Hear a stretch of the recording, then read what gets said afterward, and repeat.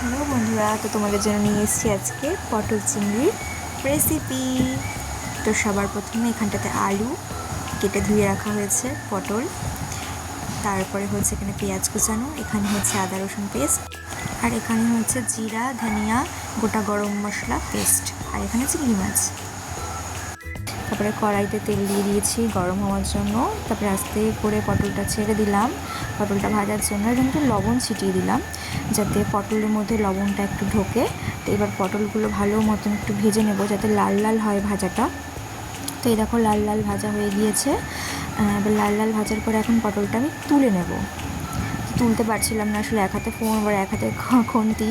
তারপরে এবার আলুগুলো ভেজে নিচ্ছি, এবার আলুগুলো দিয়ে নিলাম। আলুগুলো প্রথমে একটু নাড়িয়ে নিলাম কড়াইতে হালকা করে, তারপরে আবার একটুখানি আলুর মধ্যেও লবণ দিয়ে দেবো যাতে লবণটা ঢোকে। তো লবণটা দেওয়ার পরে আলুটা লাল লাল করে ভাজা হয়ে গিয়েছে। এবার আলুগুলোও তুলে নেব। ওই যে বললাম এক হাতে যেহেতু ফোন আর এক হাতে খুন্তি, অসুবিধাই হচ্ছে কারণ কেউ তো ধরে দিতে পারছে না। তারপরে জিরা আর হচ্ছে দারচিনি ফোড়ন দিয়ে দিলাম এবং পেঁয়াজগুলো ছেড়ে দিলাম। এবার দেওয়ার পরে পেঁয়াজটাকে হালকা করে লাল লাল করে ভাজবো। তো পেঁয়াজগুলো একটু নাড়িয়ে নিচ্ছি। তো ভাজা হয়ে গেলে এর মধ্যে দেব হচ্ছে আদা রসুন এবং লঙ্কার পেস্ট আর কি। তো এবার মশলা ধোয়া জলটা দিয়ে দিলাম। তারপরে হচ্ছে আমার ফোনের স্টোরেজ ফুল হয়ে গিয়েছিলো। তারপরে এর মধ্যে জিরা, তারপরে হচ্ছে জিরা, তারপরে হচ্ছে দারচিনি, মানে গরম মশলা একসাথে পেস্ট ছিল, ওইটাও দিয়েছিলাম। তো ওইটার ভিডিও হয়নি কারণ ওটার স্টোরেজ ফুল হয়ে গিয়েছিলো। তো তারপরে আবার স্টোরেজ ফাঁকা করে এখানে লবণ, হলুদ, লঙ্কার গুঁড়ো সব কিছুই দেওয়া হয়ে গেছিলো এবং এটাকে মশলাটাকে ভালো মতন কষাচ্ছিলাম। তো সেইটার তো ভিডিও হয়নি, তো স্বাভাবিক। তো এখানটাতে হওয়ার পরে মশলাটা কষে যাওয়ার পরে এখানে আলু আর পটলটাও দিয়ে নিলাম এবং আলু আর পটলটাকে এবার কষিয়ে নেব ভালো মতন করে। তো ভালো মতন একটু নাড়িয়ে চাড়িয়ে নিচ্ছিলাম যাতে মশলাটা ভেতরে ঢোকে। তো তারপরে ভালো মতো নাড়িয়ে নিচ্ছি।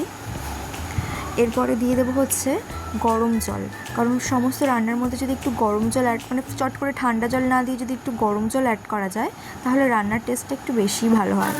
তারপরে এটা কষানোর পরে জলটা দিয়ে দেওয়া হলো। জলটা দেওয়ার পরে এখানে ভালো মতন আমি নাড়িয়ে চাড়িয়ে নিলাম এবং নাড়িয়ে নেওয়ার পরে কিছুক্ষণ ফোটার পরে চিংড়ি মাছগুলো দিয়ে দিলাম এবং চিংড়ি মাছটা দেওয়ার পরে কিছুক্ষণ নাড়িয়ে নিলাম। তারপরে ঢেকে দিয়েছিলাম। ঢাকনা তোলার পর সুন্দর একটা স্মেল বেরোলো, যেটা তোমরা পাবে না, আমি পেয়েছি। সুন্দর একটা গন্ধ বেরিয়েছে। তো এরপরে ব্যাস, রান্না কমপ্লিট। সুন্দর করে আরেকটুখানি কষিয়ে আরেকটু নাড়িয়ে চাড়িয়ে হয়ে গিয়েছে। তো এই যে হচ্ছে যখন কড়াই থেকে যখন নামিয়েছি তখন আর ভিডিওটা করা হয়নি। এই যে সুন্দর, বেশ ভালো হয়েছিল, টেস্টি।